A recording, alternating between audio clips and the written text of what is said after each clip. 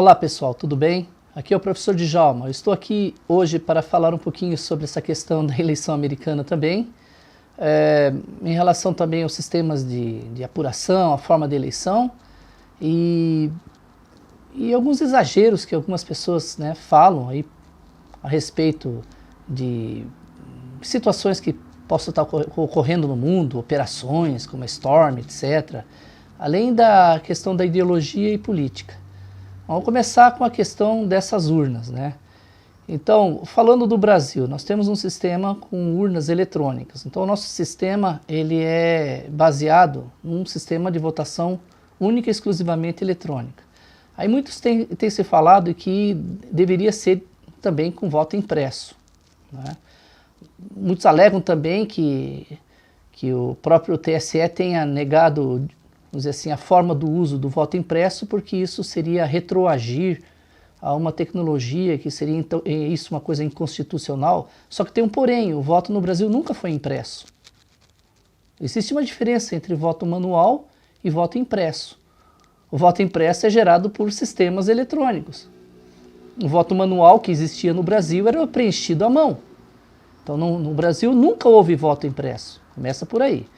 Então isso é uma questão. Quando o presidente pede para que o voto seja impresso, imagino que ele queira que também seja eletrônico e exista o voto impresso simultaneamente. Eu compactuo com essa ideia, acho interessante que exista o que se chama de paridade. Como eu trabalho na área de computação, eu tenho proposto um sistema para uso nessas urnas, tá? Eu não vou entrar em detalhes agora, porque levaria um tempo maior, mas eu digo a vocês que o sistema de votação atualmente, com o desenvolvimento da tecnologia, não são só os meios de segurança que aumentam, mas também as capacidades tecnológicas para a própria fraude. Então, assim como o aumento tecnologicamente resolve a situação da votação, também prejudica no sentido que dá condições de quem quer causar fraude também. Então, é uma briga, né?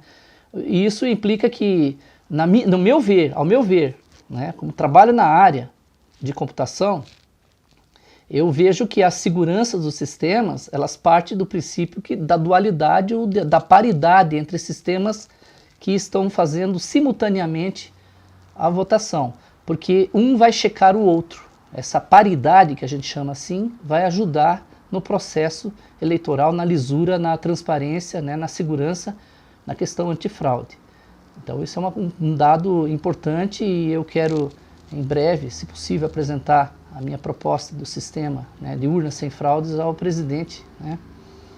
Esse nome eu dei para evitar polêmicas, simplesmente é o nome, não tem nada de polêmico para criar polêmica, é um nome do sistema, chamei de urna sem fraude, exatamente isso.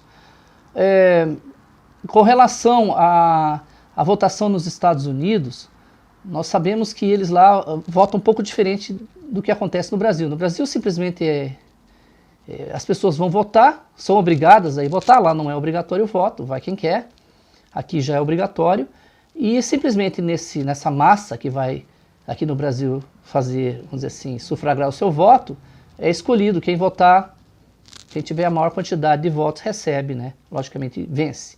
Lá a coisa não funciona assim. São nomeados delegados por estado, essa quantidade de delegados é proporcional ao tamanho do estado, a capacidade, a população e tudo mais. Por isso que a Califórnia tem 55 delegados, aí você vai pegar lá Washington DC, você vai ter lá 3 delegados, por exemplo. Então, esses delegados é que realmente votam, né, a eleição nos Estados Unidos ela é meio indireta, ou seja, as pessoas votam, existe a votação popular, a quantidade é somada, né, lá, tantos votos, e você tem lá, um candidato recebeu X votos, o outro, né, Y votos. De repente, o que ganha não é exatamente o que tem a maior quantidade de votos perante a população, mas aquele que formou ou que venceu nos estados, né, que tem maior número de delegados. Por isso que fica um pouco confuso, mas não é tão confuso assim. Existem os condados, que são como municípios dentro de um estado. Cada condado vai apurando os seus resultados, vai contabilizando para o estado. O estado tem X delegados, esses delegados é que representam, vamos dizer assim, a força política, né? Então, são 538 delegados nos Estados Unidos inteiro, né? E quem levar a maioria desses delegados vence. Por isso que são 270. Se houver empate, 269 para cada um, por exemplo, vamos supor assim, né? Aí a decisão cabe ao próprio colégio eleitoral, que é formado por esses delegados aí. Então não existe um segundo turno no sentido de pessoas irem votar novamente. É um processo, não é tão complicado quanto falam, não é? Ele é bem tranquilo de se entender. E com relação aos exageros também, eu não quero alongar muito esse vídeo, certo? Os exageros, eu vejo pessoas falando da Operação Storm como tivesse, pronto, estão prendendo 1001 artistas de cinema em Hollywood, estão prendendo o Papa e tudo isso, essas coisas não procedem dessa maneira, não está acontecendo isso. Isso não está acontecendo, o Papa está lá, dizem que ele foi preso e que é feito projeções holográficas dele para mostrar como se ele estivesse solto. É um tipo de coisa que não tem sentido. Fazer uma projeção holográfica de uma pessoa para dizer que ela está ali presente e que não está presa, né? Não tem sentido de ser, até porque ele cumprimenta pessoas, está no meio de circuitos de pessoas entrevistando ele e tudo, e acaba que isso não é possível de forma holográfica fazer. É uma coisa muito complicada, complexa, uma tecnologia que existe, mas não é assim tão fácil de ser usada nesse sentido e a toda hora, né? Então, tem coisas que são exageros. Agora, muita coisa procede de fato sobre essa operação, se é que de fato se chama Storm. A gente fica na dúvida, né? E é aquela história, se as coisas são tão secretas assim, como é que tem alguns que têm acesso às informações secretas e passam para o povo? Então fica uma questão, né, relacionada a isso. Mas de qualquer forma, essa crítica aqui é construtiva. Estou dizendo que acredita quem quiser, né? Eu já tenho esse ponto de vista, né? Eu acho que as coisas tem que ter um certo equilíbrio, né, na hora de passar a informação para as pessoas. Mas enfim, isso é o ponto de vista das pessoas. Isso é um julgamento de valor, não é um julgamento de fato, certo? Então as pessoas ficam livres para acreditar no que elas quiserem nesse sentido. Embora os fatos, né, possam ser diferentes daquilo que a pessoa tem a convicção. E com relação à ideologia e política, eu vejo muita gente dizendo no Brasil, eu não gosto de discutir, não gosto de falar de política, não gosto de discutir política. E muitas vezes ela não se dá conta de que ela não está falando sobre política. Ela está falando sobre ideologia. Tem muita gente também que não sabe o que significa o termo suprapartidário. Uma questão suprapartidária é aquela que está acima dos partidos. Então está acima da política propriamente dita. O que é uma situação suprapartidária? Por exemplo, a ideologia. A ideologia não está submissa à política. É o contrário, é a política que está submissa à ideologia. Então nós temos, por exemplo, partidos que são mais ideologicamente alinhados com a esquerda, outros que são alinhados com a direita, né? E nesse sentido, nós vemos que as ideologias, muitas vezes, elas não têm adversários, elas não criam adversários, elas criam propriamente inimigos. Então, são inimigos até muitas vezes em locais aí, são inimigos até mortais, né? Porque realmente é uma situação de uma divergência total, é uma ordem dicotômica que a gente diz assim, uma sobrepõe a outra. A existência de uma não comunga com a existência da outra. É isso que está ocorrendo em muitas nações, né, inclusive o Brasil, de forma muito forte.